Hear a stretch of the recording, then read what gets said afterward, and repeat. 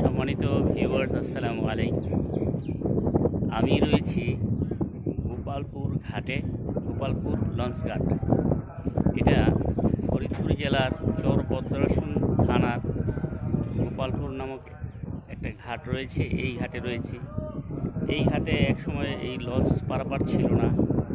এখানকার যে লঞ্চগুলি মইনুটঘাট, দোহার, জয়পাড়া এইসব এলাকায় যায়। তো আগে মাওয়া ফেরিঘাটে যেসব লঞ্চ ছিল, মাওয়া ফেরিঘাটে যেই লঞ্চগুলি চলাচল করতো, ছোট লঞ্চ, সেই লঞ্চগুলি এখন এই গোপালপুর ঘাটে চলে আসছে। কারণ এখন গোপালপুর ঘাটে এক সময় এই জাতীয় স্পিডবোটগুলি চলাচল করতো, লঞ্চ ছিল না। তো স্পিডবোটের ভাড়া অধিক হওয়ার কারণে লঞ্চ সার্ভিস এই জয়পাড়া এবং মইনুটঘাট লাইনে চালু করেছে। তো এটা আসলে যাত্রীদের জন্য অনেক ভালো হয়েছে। বিশেষ করে মাওয়া যে ফেরিঘাট ছিল, ওখানে যে লঞ্চগুলি ছিল, ওই লঞ্চগুলি ব্রিজ হওয়ার কারণে ওখানে লঞ্চ চলাচল একেবারে বন্ধ হয়ে গেছে। ফলশ্রুতিতে ওই সব লঞ্চ থেকেই কিছু লঞ্চ গোপালপুর ঘাটে নিয়ে আসছে। এই গোপালপুর ঘাট থেকে এই লঞ্চগুলো কার্তিকপুর, দোহার, জয়পাড়া, মইনুটঘাট এইসব এলাকায় যাতায়াত করে।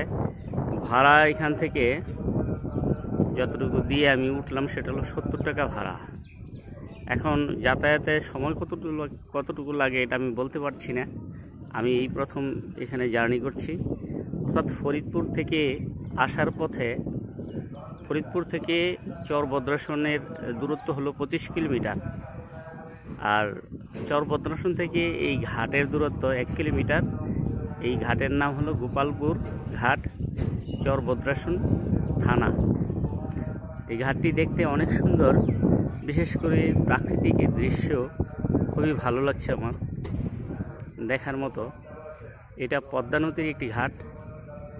আমার মনে হয় এই লঞ্চ ছেড়ে যাচ্ছে, লঞ্চ এখনই ছেড়ে দেবে। তো আপনারা এই ঘাটটিকে চিনেন কিনা কমেন্টসে জানাবেন। আর দোহার, জয়পাড়া, মইনুটঘাটের যারা রয়েছেন, যেসব ভাইয়েরা আমার ফলোয়ার রয়েছেন, কমেন্টস করে জানাবেন। আর গোপালপুরের এরিয়া থেকে এখন বিদায় নিচ্ছি। পরবর্তীতে আবার কোনো নতুন লোকেশনে ইনশাআল্লাহ দেখা হবে। সবাই ভালো থাকবেন। আসসালামু আলাইকুম।